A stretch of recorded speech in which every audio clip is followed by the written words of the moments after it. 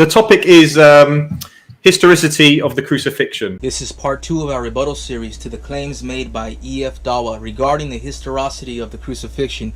Please make sure to watch part 1, where we address their first 3 claims and prove those to be fallacious and built on weak foundations. Here is part 2, addressing their claims regarding the witness of Josephus and a brief reasoning as to why Christians reject certain so-called gospels. So what the Christian believes is a powerful point on their side is the fact that non-Christian sources support this idea. I'll give you the 3 names. What I'd like to do, if you could, is explain why the Christian would bring this person forward and how is it, judged according to the historical criterion, the method of testing history. So we'll start with the most famous one, which is Flavius Josephus. The ancient source that is most helpful for both Jews and Christians would be the works of Flavius Josephus, who was a Jewish historian who was born in Jerusalem 4 years after Jesus' crucifixion. And he writes his great history of the Jews a little bit after the time that the 4 Gospels are written. Before the 1st century is over. Twice he mentions Jesus. Ananus thought he had a favorable opportunity because Festus was dead and Albinus was still on the way. And so he convened the judges of the Sanhedrin and brought before them the brother of Jesus, the one called Christ, whose name was James, and certain others, and accusing them of having transgressed the law, delivered them up to be stoned. So he mentions Jesus also earlier in Antiquities Book 18, and it is a very fair outside view of who Jesus was. At this time there was a wise man who was called Jesus, and his conduct was good, and he was known to be virtuous. And many people from among the Jews and the other nations became his disciples. Pilate condemned him to be crucified and to die. But those who had become his disciples did not abandon their loyalty to him. They reported that he had appeared to them 3 days after his crucifixion, and that he was alive. Accordingly, they believed that he was the Messiah, concerning whom the prophets have recounted wonders. Very fair outside view of who Jesus was. The 1st century Jewish historian Flavius Josephus wrote about Jesus' crucifixion in his book Antiquities of the Jews 18, dated around 85 AD. This passage is known as the Testimonium Flavium and says that a man named Jesus drew a crowd of people who listened to his teachings and was killed by Roman crucifixion under Pontius Pilate. And even as Even Minton puts it, this is historical evidence for the crucifixion of Jesus coming from a source with no theological axe to grind. Now, some people object that this passage has been interpolated by Christian scribes because of the use of certain words they believe Josephus would probably not have used. However, the majority of scholars and historians hold the position it was only partially interpolated, or that only certain phrases may have been inserted by a Christian scribe.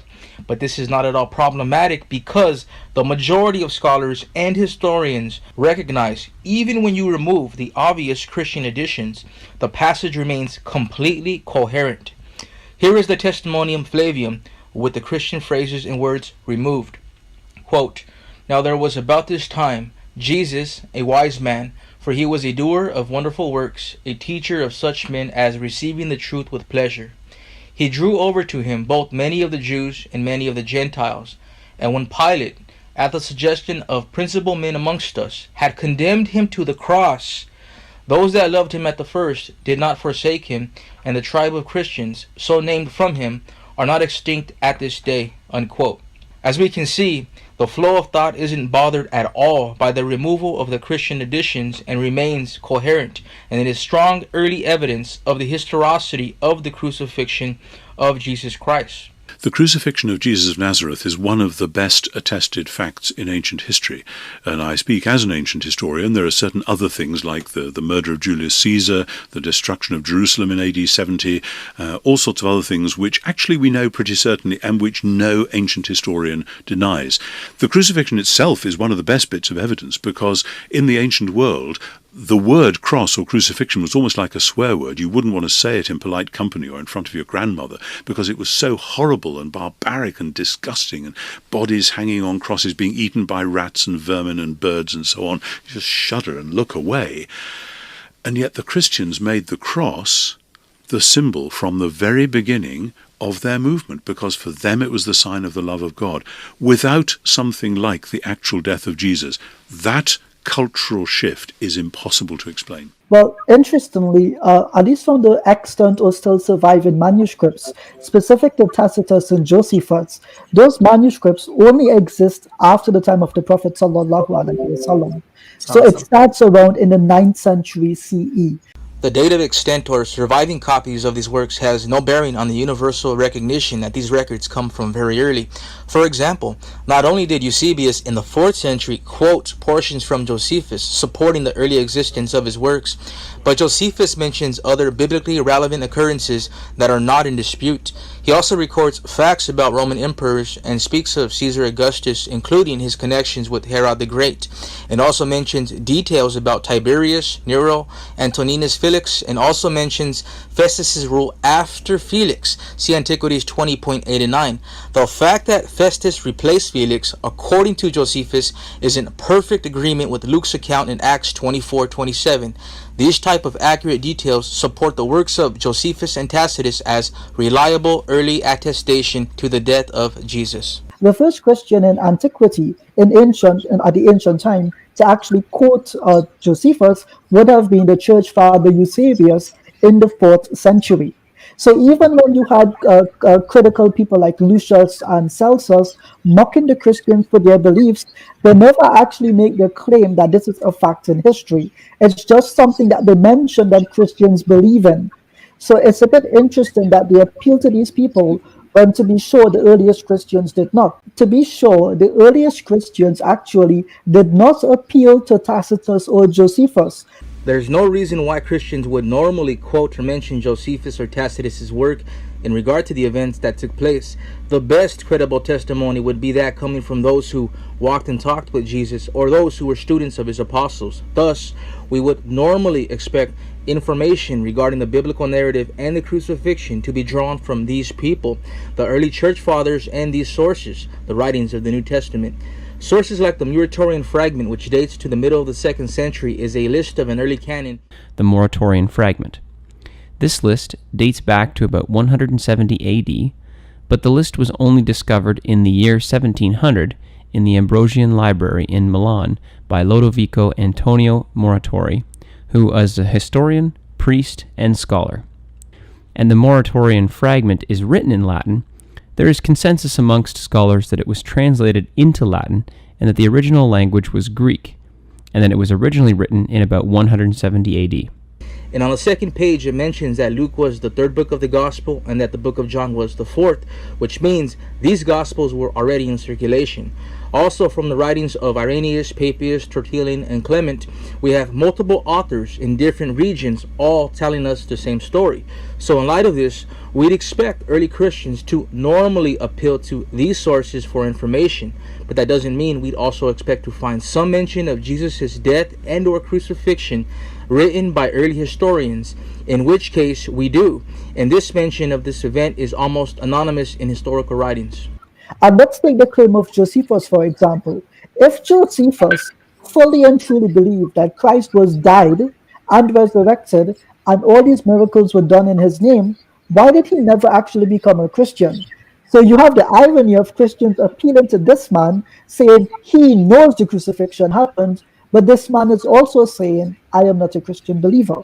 So there's this dichotomy which exists, which I don't think the Christians fully appreciate. If Christ was crucified, and this is a fact as you believe it to be, again, I beg you, why did Josephus, who traveled the entire land, he was a Jew that later became pagan. He was not a Jew that became Christian.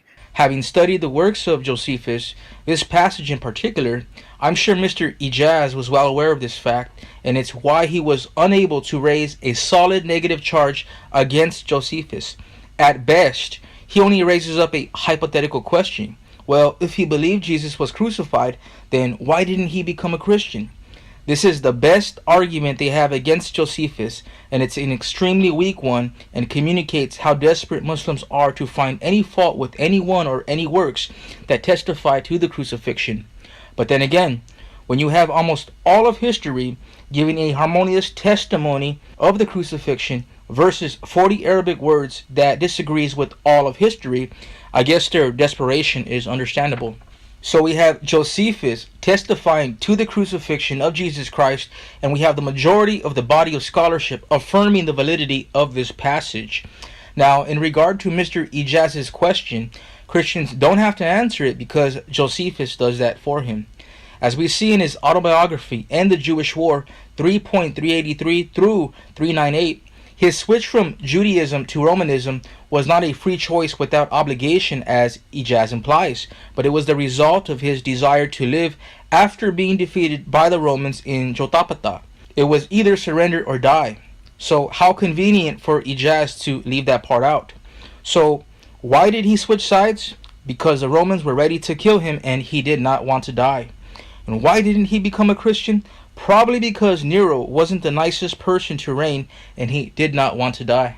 So what the Christian believes is a powerful point on their side is the fact that non-Christian sources support this idea. And John, this is absolutely bedrock belief among historians, including skeptics and atheists. Gerd Ludemann of Vanderbilt University, atheist, says this is absolutely true historically. We know this to be true. John Dominic Crossan, extreme liberal, says it is true. And even James Tabor, who's a professor, who's an atheist, concedes that this actually took place, that Jesus was killed by crucifixion. We have 5 sources outside the Bible, in addition to the 4 Gospels, that all confirm that Jesus was dead when he was taken down from the cross.